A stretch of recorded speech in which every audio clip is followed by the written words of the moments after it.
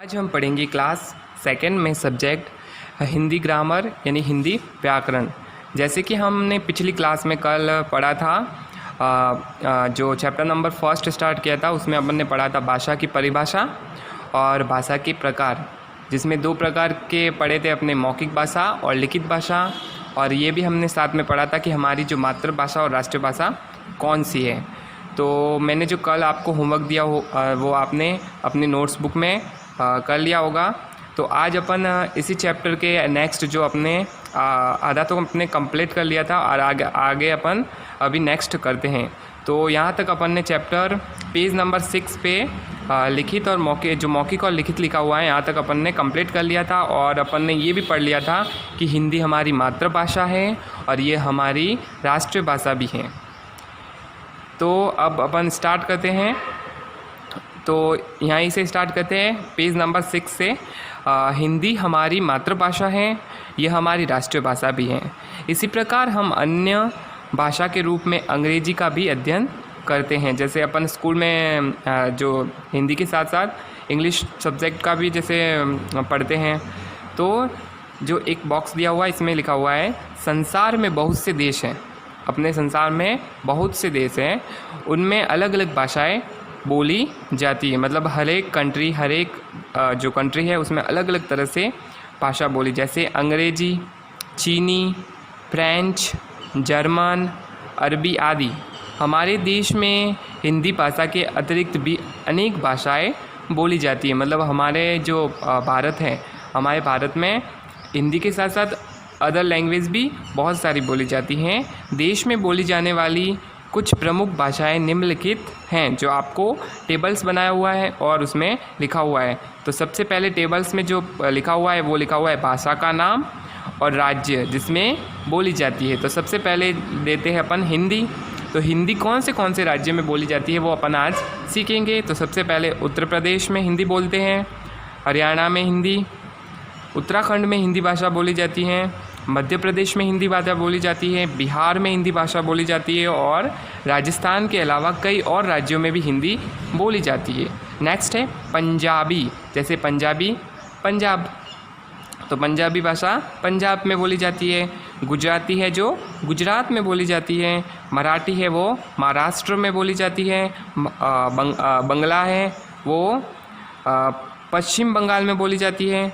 तमिल है वो तमिलनाडु में बोली जाती है। तेलुगु भाषा है वो आंध्र प्रदेश में बोली जाती है। इसी के नेक्स्ट जैसे कश्मीरी। कश्मीरी जो भाषा है वो कहाँ बोली जाती है? कश्मीरी भाषा बोली जाती है वो अपने बोली जाती है कश्मीर में। कश्मीरी भाषा कश्मीर में बोली जाती है। उड़िया है जो ओडिशा में बोली जाती है। उड़िया भाषा है जो कहाँ बोली जाती है? ओडिशा में। कन्नड़ कर्नाटक में बोली जाती है। मलयालम केरल में बोली जाती है। तो इसके अलावा भी बहुत सी लैंग्वेज हैं। इसके साथ ही हम और नेक्स्ट देखते हैं संस्कृत। संस्कृत जो लैंग्वेज है वो हमारी सबसे प्राचीन भाषा है। तो इसमें लिखा हुआ है संस्कृत हमारी प्राचीन भाषा है। तो इसमें वेद और उपनिषद इसी भाषा में लिखे हुए हैं। जो हमारे जो बड़े बड़े वेद हैं पुराने, ये सारे संस्कृत भाषा में ही लिखे हुए हैं। तो अब नेक्स्ट टॉपिक देखते हैं लिपि, जिसे इंग्लिश में बोलते हैं स्क्रिप्ट। बोलते समय हमारे मुख से ध्वनियाँ निकलती हैं। मतलब अपन जब बोलते हैं तो अपने मुंह से ध्वनियाँ निकलती हैं। इन ध्वनियों को लिखने के लिए कुछ चिन्हों का प्रयोग किया जाता है। इन जो अपन मुंह से जो बोल रहे हैं उसको लिखने के लिए कुछ चिन्हों का प्रयोग किया जाता है। ध्वनि चिन्हों को लिखने की रीति लिपि कहलाती है। ध्वनि चिन्ह मतलब जो अपने मुंह से ध्वनि निकलती है उनके लिए चिन्हों का प्रयोग किया जाता है। और जिन चिन्हों का प्रयोग करके हम लिखते हैं उस रीति को क्या कहते हैं अपन? लिपि कहलाती है। तो आपको यहाँ वापस एक बार रिपीट करते हैं, याद रखिए मैं। तो हिंदी भाषा सबसे पहले लेते हैं अपन। हिंदी भाषा कौन सी लिपि में लिखी जाती है? तो इसमें लिखा हुआ है हिंदी भाषा देवनागरी लिपि में लिखी जाती है। तो आपको ये क्वेश्चन इम्पोर्टेंस है, आपको लर्न करना है कि हिंदी भाषा कौन सी लिपि में लिखी जाती है। तो वो देवनागरी लिपि में लिखी जाती है। नेक्स्ट इसी के नेक्स्ट दिया हुआ है अंग्रेजी भाषा रोमन लिपि में लिखी जाती है। पंजाबी भाषा है वो कौन सी लिपि में लिखी जाती है? गुरुमुखी लिपि में लिखी जाती है। बंगला जो बंगला भाषा है वो बंगला लिपि में लिखी जाती हैं। इसी प्रकार विभिन्न भाषाएं भिन्न भिन्न लिपियों में लिखी जाती हैं। याद रखिए, मैं आपको इम्पोर्टेंस है, एक तो हिंदी भाषा जो देवनागरी लिपि में लिखी जाती है, उसके साथ साथ जो संस्कृत भाषा है वो भी अपन देवनागरी लिपि में लिखते हैं। इसी के नेक्स्ट एक आपको लर्न करना है, वो है पंजाबी भाषा। तो पंजाबी भाषा कौन सी लिपि में लिखी जाती है? गुरुमुखी लिपि में। अब है नेक्स्ट टॉपिक, वो है व्याकरण। व्याकरण को इंग्लिश में कहते हैं ग्रामर। तो इसकी डेफिनेशन देखते हैं अपन। किसी भाषा को शुद्ध रूप में लिखने और बोलने का ज्ञान कराने वाले नियमों को क्या कहते हैं? व्याकरण कहते हैं।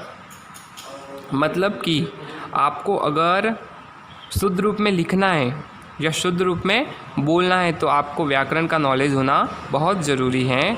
तो व्याकरण क्या करता है? हमारी जो भाषा है और जो लिखने के तरीके उनको शुद्ध करने का नियमों को बताता है।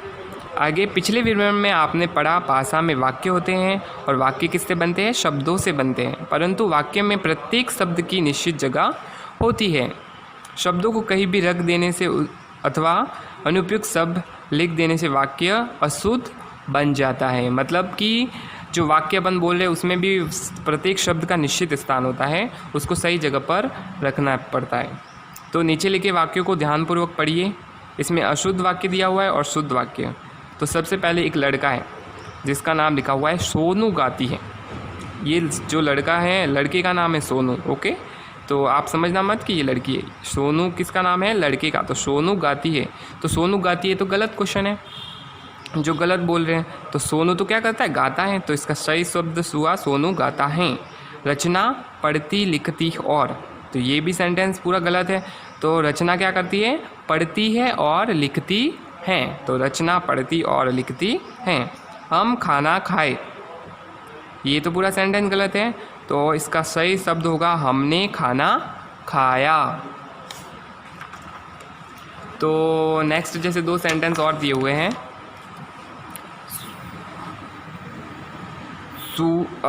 एक मिनट, हाँ देख लेते हैं। नेक्स्ट क्वेश्चन जैसे दिया हुआ है, नेक्स्ट भी जैसे अपन को दिया हुआ है इसमें पेज नंबर 8 पे, सूरज पूरब निकलता है। तो ये पूरा सेंटेंस क्या है? अशुद्ध है। तो इसको शुद्ध में लिखने के लिए सूरज पूरब में निकलता है। नेक्स्ट जो 5 नंबर जो सेंटेंस दिया है वो है, यह एक नींबू का पेड़ है। तो नींबू गलत वर्ड है, इसलिए इसको सही शुद्ध लिखने के लिए ये होगा, यह नींबू का एक पेड़ है। तो ये जो शुद्ध और अशुद्ध वाक्य का अपन ने इसमें पता लगा दिया। अब है इसके प्रश्न देखते हैं, जिसमें अपन ने कल कुछ क्वेश्चन कर लिए थे। तो आज अपन ने जो पढ़ा है उससे रिलेटेड क्वेश्चन लेते हैं। तो क नंबर क्वेश्चन है, उपयुक्त शब्द चुनकर रिक्त स्थान भरिए। तो फर्स्ट क का सेकंड क्वेश्चन लेते हैं। संसार में, फिर खाली जगह दी हुई है, भाषा बोली जाती है। तो संसार में कई भाषा बोली जाती है। तो इसका जो आंसर होगा वो होगा फर्स्ट, अनेक। तो इसमें आपको सेकंड नंबर लगाना है, आपको फिल करना है, आपका क्लास वर्क है। थर्ड है कन्नड़ एक, फिर ब्लैंक दिया हुआ है भाषा है। कन्नड़ एक, जो कन्नड़ है वो कौन सी कंट्री में बोली जाती है? तो वो इंडिया में बोली जाती है। तो कौन सी भाषा? एक भारतीय भाषा है, इंडियन लैंग्वेज है अपनी कन्नड़। तो कन्नड़ के ऊपर भारतीय में टिक कर दो और थर्ड नंबर लगा दो, जिससे अपन को पता चल जाएगा। फोर्थ क्वेश्चन दिया हुआ है, भाषा प्रयोग के नियमों का ज्ञान कराता है। भाषा प्रयोगों के नियमों का ज्ञान कराता है। भाषा और भाषा के प्रयोग के नियमों का ज्ञान कौन कराता है? अपन को पता है। अपन ने जैसे व्याकरण की परिभाषा जब पढ़ी थी उसमें पढ़ा था कि भाषा को शुद्ध रूप में लिखना है, बोलने के जो नियम बताते हैं वो बताता है व्याकरण। तो इसमें है इसका आंसर व्याकरण। इस पर 4 नंबर लिख देते हैं। भाषा देख लेते हैं, सबसे लास्ट जो क्वेश्चन है, हमारी प्राचीन भाषा है। हमारी जो प्राचीन भाषा है वो कौन सी है? सबसे वो है संस्कृत। 5 नंबर संस्कृत। तो संस्कृत ये इसका हो गया आंसर। और फर्स्ट जो भाषा है वो अपन ने कल कंप्लीट कर लिया था। अभी नेक्स्ट देखते हैं 6 नंबर क्वेश्चन, जिसमें सही कथन के सामने सही तथा गलत कथन के सामने गलत का निशान लगाना है। तो फर्स्ट सेकंड अपन ने कल कर लिया था। आगे थर्ड क्वेश्चन, भाषा को लिखने का साधन ध्वनि है। हाँ, तो जो हमारे मुंह से ध्वनि निकलती है उसी के द्वारा अपन क्या करते हैं, चिन्हों का प्रयोग करके उनसे सेंटेंस बनाते हैं और उससे अपन बोलते हैं, उससे कहते हैं भाषा। तो इसका आंसर होगा वो सही है, मतलब जो साधन है वो है ध्वनि है भाषा। तो राइट का निशान कर देते हैं। नेक्स्ट है 4 नंबर क्वेश्चन, मोबाइल फ़ोन पर भाषा का मौखिक रूप उपयोग किया जाता है। हाँ, क्योंकि अपन जब मोबाइल पे बातचीत करते हैं तो बातचीत करने में कौन सा रूप जो भाषा का रूप इस्तेमाल होता है वो होता है मौखिक रूप। तो सही है आंसर, तो इसमें आप राइट का निशान कर देते हैं। हमारे देश की राष्ट्रीय भाषा हिंदी है, जैसा कि हमने पहले पढ़ लिया है फर्स्ट में ही कि हाँ, हमारे भारत के हमारे जो देश की राष्ट्रीय भाषा है वो कौन सी है, हिंदी है। अब देखते हैं गो क्वेश्चन में फर्स्ट सेकंड अपन ने कंप्लीट कर लिया था। तो नेक्स्ट क्वेश्चन है पेज नंबर 9 पर क्वेश्चन नंबर 3 ग का 3rd नंबर क्वेश्चन, जिसमें लिखा हुआ है मलयालम बोली जाती है। मलयालम कहाँ पर बोली जाती है, उड़ीसा में, केरल में या गुजरात? गुजरात में तो गुजराती बोल जाता है, और उड़ीसा में क्या कौन सी भाषा बोलते हैं अपन, उड़िया। तो जो रहा केरल, तो केरल में अपन मलयालम भाषा बोलते हैं। तो ब के आगे आपको राइट का निशान करना है। 4th क्वेश्चन, हिंदी की लिपि है, जैसा कि मैंने बताया था कि आपको ये इंपॉर्टेंट क्वेश्चन है। तो हिंदी की लिपि कौन सी है, बंगला, नॉट, रोमन इंग्लिश की है, और बंगला है जो बंगाली भाषा होती है ना उसकी है बंगला। तो जो देवनागरी रही वो है अपने हिंदी की लिपि। तो इसमें आपको स में टेक करना है और ये इसका राइट आंसर है। तो जो आगे जो नेक्स्ट क्वेश्चन है बाकी वो अपन आगे आने वाली क्लास में करेंगे। तो आज के लिए बस इतना ही। आज का जो आपका होमवर्क रहेगा वो ये रहेगा, क्वेश्चन नंबर क का क्वेश्चन नंबर जो क है आपको अब नोट कर लो। क्वेश्चन नंबर प्रश्न नंबर क जो पेज नंबर किस पे दिया हुआ है, पेज नंबर 8 पे दिया हुआ है आपको, जिसमें क्वेश्चन 2nd, 3rd और 4 आपको करना है। प्रश्न ख में आपको करना है 3, 4 और 5, और प्रश्न ग में आपको करना है 3 और 4। वो आपको आपकी नोटबुक्स में कंप्लीट करना है। तो आज का ये आपका होमवर्क रहेगा।